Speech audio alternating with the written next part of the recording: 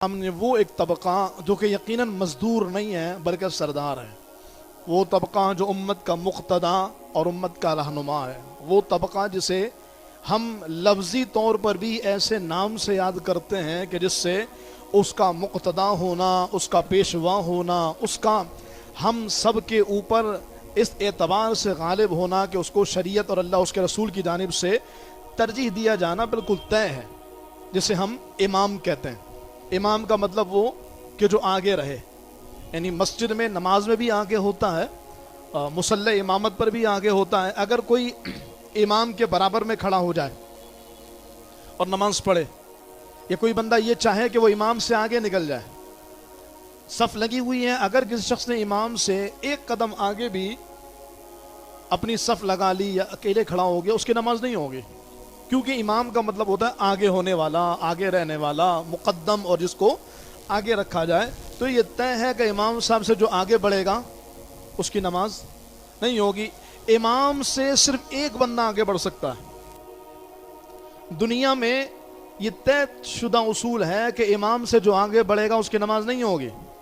سوائے ایک شخص کے۔ اگر کوئی شخص چاہتا ہے کہ یہ کیا بات ہوئی، امام صاحب آگے کیوں، میں امام صاحب سے آگے بڑھنا چاہتا ہوں، تو جو خود کو امام صاحب سے آگے رکھنا چاہتا ہے ہم اس کو دعوت دیتے ہیں، بالکل آئیے بڑھیے آگے، لیکن امام سے آگے بڑھنے کے لیے آپ کو مرنا پڑے گا، کیونکہ امام سے جو آگے ہوتا ہے وہ زندہ شخص نہیں ہوتا۔ جس کی نماز جنازہ ہوگی وہ آگے ہوتا ہے، امام سب پیچھے ہوتے ہیں۔ ہاں، جو زندہ لوگ ہیں وہ امام سے پیچھے ہی ہوتے ہیں۔ یہ بھی سمجھ میں آ گیا، امام سے آگے بڑھنے کی کوشش کرنے والا دراصل خود کو مردوں کی فہرست میں شامل کرنا چاہتا ہے، جبکہ زندہ تو وہ ہوتے ہیں جو امام کے پیچھے رہیں اور جو امام کی تقلید کریں، اتباع کریں، اقتداء کریں۔ یہاں تک فرمایا گیا، یہ سارے فرامین ہمارے پیش نظر ہیں، یہاں تک فرمایا گیا کہ جو شخص امام کے ساتھ رکوع و سجود کرے، اگر تو اس نے تکبیر تحریمہ جو پہلی تکبیر ہے اس کو امام سے پہلے کہہ لیا، یعنی امام کی اکبر ختم ہونے سے پہلے اس کی بر ختم ہو گئی، تو اس بندے کی نماز شروع ہی نہیں ہوگی۔ یہاں پر بھی یعنی لفظی اعتبار سے بھی اگر کوئی امام سے آگے بڑھے گا نماز نہیں ہوگی۔ اچھا، اگر تکبیرات انتقالات ہیں، رکوع و سجود کی تکبیر ہے، قوما و قعود کی تکبیرات ہیں، تو اگر کوئی اس میں آگے بڑھے گا تو نماز ہو جائے گی۔ یعنی امام صاحب کے سجدے میں جانے سے پہلے کوئی سجدے میں چلا گیا، امام صاحب کے رکوع سے اٹھنے سے پہلے رکوع سے اٹھ گیا، نماز اس کی ہو جائے گی۔ لیکن رسول اللہ صلی اللہ تعالی علیہ وآلہ وسلم کے فرمان کے مطابق ایسا شخص جو امام سے سبقت کرے جان بوجھ کر، سرکار دو عالم علیہ السلام نے اس کے خلاف دعا کی، اللہ اس کا چہرہ گدھے کا چہرہ بنا دے۔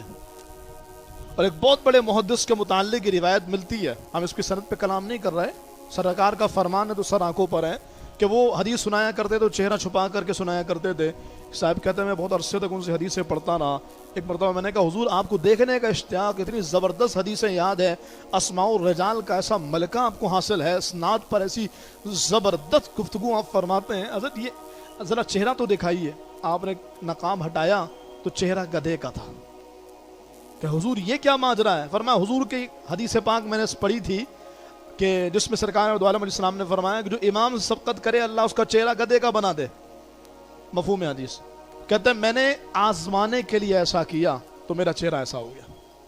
اس لیے بعض حضرات نماز میں بھی ایسی کرتے ہیں، امام سے پہلے ہی رکوع میں، امام سے پہلے سجدے میں، جلد بازی میں دھڑ دھڑ، یعنی امام صاحب اگر سمع اللہ لمن حمیدہ کہنے کے بعد تھوڑا رک جائیں گے نا تو وہ آدھا جھک چکے ہوتے ہیں سجدے میں جانے کے لیے، ان کی تیاری پوری ہو جائے۔ یہاں امام نے اللہ کا وہ سجدے میں،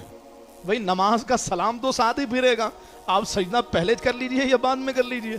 آپ رکوع پہلے کر لیجئے یا بعد میں کر لیجئے، سلام تو ساتھ پھرے گا، نماز تو ساتھ ختم ہوگی، پھر اس جلد بازی کی وجہ کیا ہے؟ پھر اس جلدی کرنے کی وجہ کیا ہے؟ بہرحال میں یہ عرض کر رہا ہوں کہ امام کو اللہ تعالیٰ نے عزت دی ہے، امام کو اللہ نے حیثیت اور مقام دیا، تو امام سے آگے بڑھنے والا کوئی زندہ نہیں ہو سکتا، امام کے آگے وہی ہوتا ہے جو لیٹا ہوا ہو اور مردہ ہوتا ہے۔